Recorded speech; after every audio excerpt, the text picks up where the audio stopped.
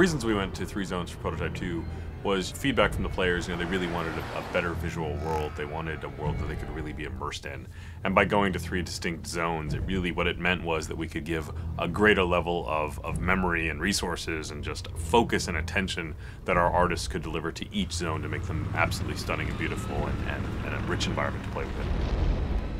It's enabled us to provide the player with different challenges, different experiences, and give the player something unexpected whenever they progress forwards.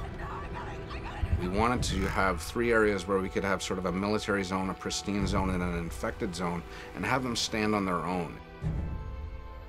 We really set out to have each zone have a very distinct emotion as you play through them, a different look and feel. When you go to the green zone, we wanted to make sure that you felt that the military was very much there, keeping the city streets safe and making the infection stay at bay.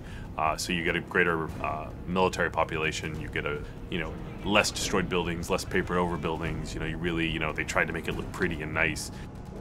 Our responsibility is sell the story, sell the mood and the feel of the location. So you will see lots of guys sitting on the sidewalks, leaning against the buildings, kind of hiding. We also focused on having a dynamic exposure so that you could have dark areas and bright areas, and having the camera really adjust for that. So it didn't feel like this monotone area of just constant intensities. A lot of the threat that you find in the green zone is slightly more insidious. It's kind of hidden away. It's not as overt as in the yellow zone where there's military absolutely everywhere, but as you dig deeper into the green zone, you start to understand that it has its own set of secrets in there, which I'm not going to go into details in this particular conversation.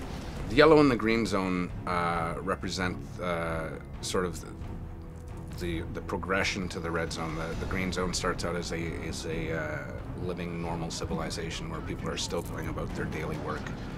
They're still doing their normal things. The yellow zone is more of a camp where things have gone wrong. They've moved people in, they've moved people out. It's a military quarantine zone. No one moves anywhere without moving through checkpoints. Your yellow zone, we really wanted that feeling of oppression. We really wanted that feeling of too many people crowded into a small space. We wanted to make you feel that Gentek is performing experiments on the human population.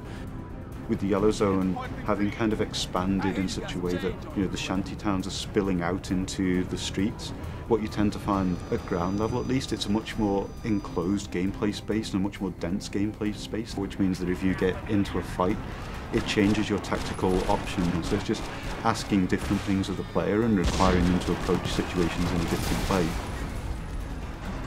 The checkpoints are far more important.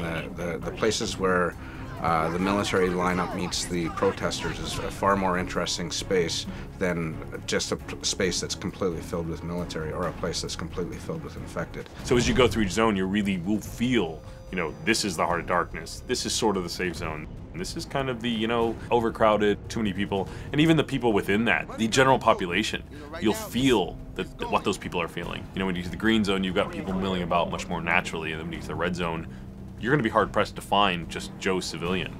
You're going to find a lot of infected. You're going to find a lot of people worried for their life. So the zones are actually unlocked in a linear sequence as you go through the game.